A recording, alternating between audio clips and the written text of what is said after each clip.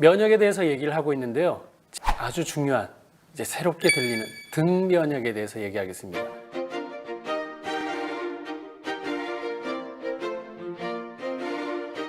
목뼈에서 꼬리뼈까지에서 생긴 일, 이게 등 면역이라고 볼 수 있습니다. 왜냐? 여기 보이시죠? 여기가 얼굴이고 여기가 뒤통수죠. 여기가 목뼈에서부터 꼬리뼈까지 연결되어 있는 척수신경입니다.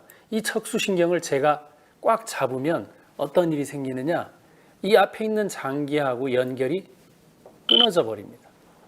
그러면 얘가 연결이 안 되니까 이 장기, 예를 들면 위입니다. 위는 뭘 해야 될지 신호를 받을 수가 없습니다. 여러분이 스트레스를 받으면 등이 스트레스를 받아서 위하고 연결되어 있는 전선을 없애버리는 거랑 똑같습니다. 그럼 치료는 뭡니까? 요 전선을, 요 신경이죠. 다시 위랑 연결해줘서 전원을 키면 되겠죠. 이 전원 키는 방법은 등을 쓰다듬거나 풀어야지만 됩니다. 그래서 목이나 등이 늘 뭉친다는 사람이 너 스트레스 많이 받았구나라고 우리가 알게 모르게 얘기하는 이유가 바로 여기에 있습니다. 그리고 우리가 정보를 보통 이제 받을 때 우리가 사람이 이렇게 서 있으면 자, 어떤 정보건 거의 다 대뇌를 가서 우리는 생각할 것 같잖아요. 근데 대뇌로 가는 건 10% 정도밖에 안 됩니다. 여러분, 제가 이 펜을 드는데 대뇌를 써서 대뇌 여기서 한 2cm 되는 데를 두 손가락으로 1cm 간격으로 벌려서 이 정도 힘으로 잡아야지 하면서 펜을 잡는 사람은 한 명도 없습니다. 평소 하던 대로 치죠. 신경도 안 쓰죠. 이거는 대뇌까지 정보가 가지 않고 이 척수에서 머물렀다는 겁니다. 그래서 우리는 의식이 10%고 무의식이 90%입니다. 그러니까 습관적으로 하는 게 바로 척수신경입니다. 이 척수신경, 여기까지 안 간다는 거죠. 여기 뿔 안 난다는 거죠. 여기까지 안 갑니다. 여러분들이 척수신경을 조금 자세하게 설명드리면 자율신경이라고 들어보셨을 겁니다. 자율신경 뭡니까? 자율학습, 자율. 알아서 하는 거죠. 야, 위야 움직여라 해서 움직이는 사람 없죠. 장아 움직여라 이런 사람 없죠. 알아서 움직이는 게 자율신경이죠. 그 자율신경 그러면 교감신경, 부교감신경으로 나눕니다. 교감신경은 긴장할 때, 뭘 잘하려고 할 때, 부교감신경은 세상 편할 때, 이완하는 신경을 얘기합니다. 그래서 보통 신경을 얘기하면 자, 이렇게 해서 뇌가 있고 척수신경이 이렇게 있으면 네, 부교감은 머리 바로, 대뇌 바로 밑에서 나오고 저기 꼬리뼈 가까운 데서 나옵니다. 교감신경은 흉추라 그러죠. 여기 한가운데 여기에서 다 나옵니다. 교감신경은 이렇게 해서 한번 다 어디 한번 집합합니다. 여러분 멀티탭이라고 있잖아요. 그죠? 멀티탭 이런 거에 한번 모입니다. 교감신경은 이렇게 다 모였다가 여기서 필요한 곳에 장기한테 다 연결을 이렇게 합니다. 그러면 어떤 의미가 되느냐?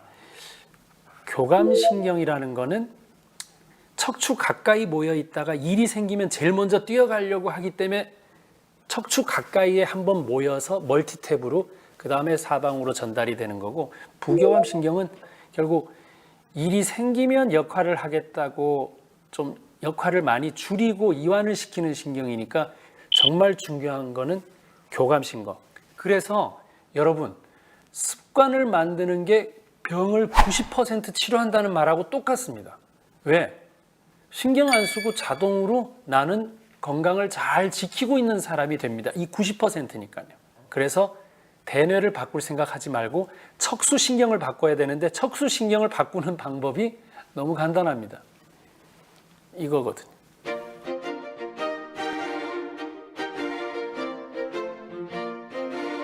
그래서 여러분들이 아주 흔하게 느껴질 수도 있고 못 느끼는 게 뭐냐면 휴대폰. 저는 뭐 궁금한 게 많아서 휴대폰에 딱 잡고서 그걸 그람수로 한번 재봤는데 한 250g, 300g 정도 됩니다. 이게 뭐하고 같았냐 하면 우리 몸에 있는 심장 무게랑 똑같습니다. 그럼 여러분은 휴대폰을 들고 있으면 심장 하나를 또 들고 다니는 겁니다. 무게가 있어서 또 이 척수신경이 똑바로 있어야 되는데 이제 기울게 되겠죠. 또 여러분들이 가방을 들게 되면 가방이 한 1.5kg 정도 되더라고요. 우리 몸에 간이 한 1.5kg 정도 됩니다. 뇌도 한 1.5kg 정도 됩니다. 그리고 장에 사는 균들을 다 모으면 1.5kg 정도 됩니다. 1.5의 놀라운 법칙이 있습니다. 그래서 이런 무게를 가방을 들면 또 척추는 휘청거릴 수 있죠.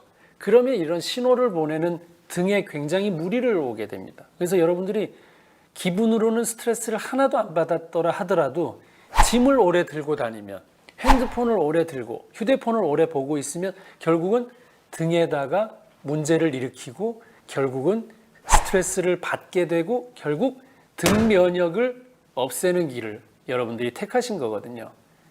놀라운 일이지 않습니까? 결국 이렇게 받을 때 스트레스를 직접 받는 겁니다. 그래서 환자분들은 저한테 늘 그 얘기 하십니다. 스트레스 안 받는 사람이 어디 있어요? 아니죠. 등을 피면 스트레스를 안 받는 겁니다. 등 안 피셨죠, 여러분? 그래서 요즘은 100세 시대라 그러는데 저는 이 100세 시대를 좀 다른 말로 표현하고 싶습니다. 우리가 등을 영어로 뭐라 그러냐면 백이라 그럽니다. 백. 네, 등을 세우는 시대가 됐습니다. 100세 시대가 됐습니다. 예, 웃기지는 않으시죠? 그래서 결국은 등을 세운다라는 것들을 강조하는 100세 시대를 살려면 100세 해야 됩니다. 등 세워야 됩니다.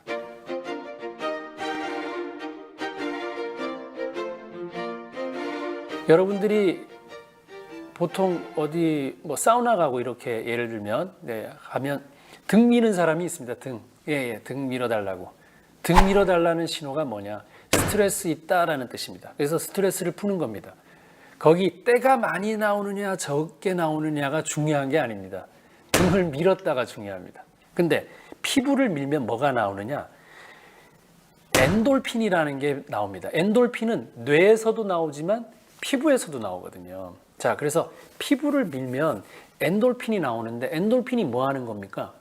통증 줄이는 몸 안에 있는 몰핀이라는 뜻입니다. 엔돌핀이. 몸 안에서 엔돌핀이 나오는 거는 통증을 줄이는 진통작용을 하거든요. 그래서 여러분이 약간의 아픈 정도로 뭔가를 밀면 아프다고 느끼기 때문에 그걸 억제하려고 엔돌핀이 나옵니다. 여러분 너무 재미없게 살고 집안에만 있고 아무 일이 없으면 흥이 안 나는 이유가 약간의 견딜만한 고통이 있을 때 이 엔돌핀이 나오거든요. 그런 게 특히 등을 밀 때 기분이 좋아지는 이유가 바로 등 면역을 얘기하는 겁니다. 그래서 여러분들이 스스로 등을 밀지 못하니까 제가 준비한 게 있습니다. 이런 것들을 바닥에다 대고 아니면 등에다가 지금 댈 수도 있고요. 그렇게 해서 이게 오르락 내리락 이렇게 좀 하면 좋겠고, 바닥을 할 때는 이 폼 롤러를 이용해서 등을 대고 이 꼬리뼈까지, 목뼈에서 꼬리뼈까지 이렇게, 목뼈에서 꼬리뼈까지 이렇게 구르면 아주 도움이 될 수 있고요. 만약에 벽을 이용하겠다는 생각이 있다면 요거는 미니 짐볼입니다. 이건 진짜 이제 뒤에다 대고 여러분이 도르래처럼 위로 아래로 스쿼트 동작을 해도 좋고요. 이걸 계속해서 이 등을 이렇게 해서 밀면 등에 있는 척추 안에 들어있는 척수신경이 계속해서 자극도 받고 뭉쳐져 있던 근육들이 풀리면서 그 신경들이 원래 지배했던 장기로 지배를 할 수가 있습니다. 그래서 이상하게 등을 좀 풀었더니 소화가 잘 되더라. 이상한 게 절대 아닙니다.